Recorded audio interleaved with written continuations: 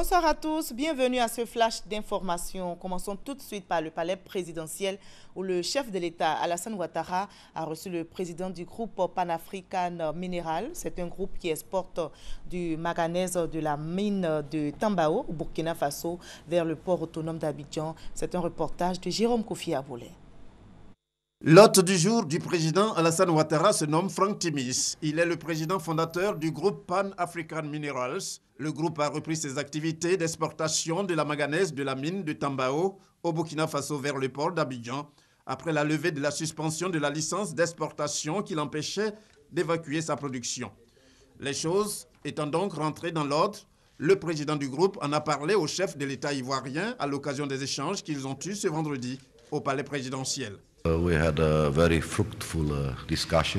nous avons effectivement eu une discussion très fructueuse avec son Excellence et nous discutons effectivement la relance de la mine de Tambao et l'aspect logistique pour transporter le minerai de manganèse vers le port d'Abidjan.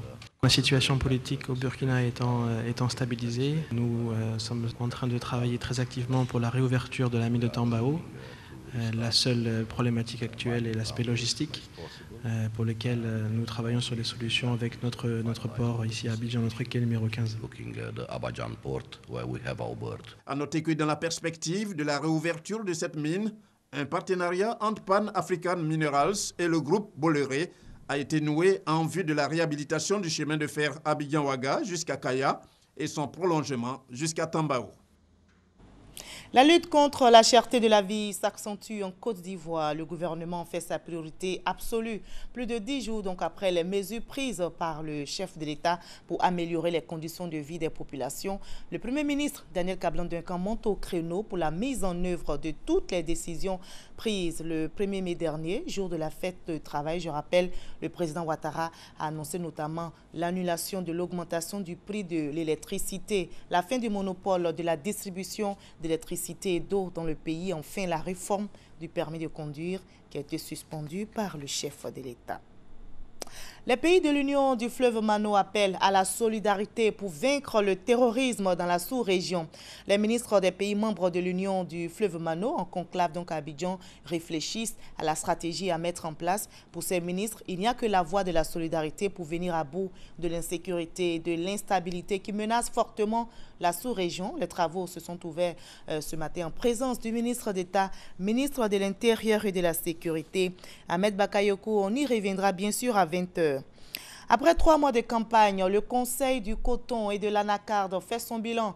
450 000 tonnes de noix de cajou ont été achetées aux producteurs. Le prix du kilogramme Borchamp fixé à 350 francs CFA. Le prix de la noix brute d'anacarde a évolué jusqu'à 650 francs CFA dans certaines localités. Alors, comment augmenter la production? Le directeur général du Conseil du coton et de l'anacarde invite les paysans à produire des noix de qualité. Hors de la Côte d'Ivoire, le président français qui est en Centrafrique, c'est une visite de quelques heures seulement pour clôturer la transition. Une transition, je rappelle, achevée avec l'élection présidentielle qui a vu la victoire du président Archange Touadéra. François Hollande va donc soutenir la paix et la stabilité en cours dans le pays. La Centrafrique, où la force française Sangari s'apprête à passer le relais à d'autres forces, a été secouée pendant des années par des violences intercommunautaires. Et après Bondy, le président français mettra le cap sur Abuja au Nigeria où il participera au sommet régional sur la sécurité. En République démocratique du Congo, l'opposant Moïse Katumbi a été à nouveau convoqué au palais de justice. C'est sa 3e convocation en une semaine. Selon ses avocats, il a été brutalisé à son arrivée au palais de justice. Il aurait reçu des coups dans les jambes et inhalé du gaz lacrymogène. Sa défense a donc protesté auprès du procureur et l'audience a été ajournée pour qu'il puisse être soigné. Ses partisans ont été dispersés par la police à coups de gaz lacrymogène. Au Brésil, le nouveau président par intérim a formé son gouvernement. La nouvelle équipe composée de 23 ministres ne comprend aucune femme. Alors, lors de son investiture, le nouveau président a annoncé que sa priorité absolue sera la restauration de la crédibilité du Brésil sur la scène internationale afin d'attirer de nouveaux investisseurs et de réaliser la croissance de l'économie. On termine par cette nouvelle en sport. La star suédoise du Paris Saint-Germain, Zlatan Ibrahimovic, a annoncé aujourd'hui sur son compte Twitter son départ du club parisien.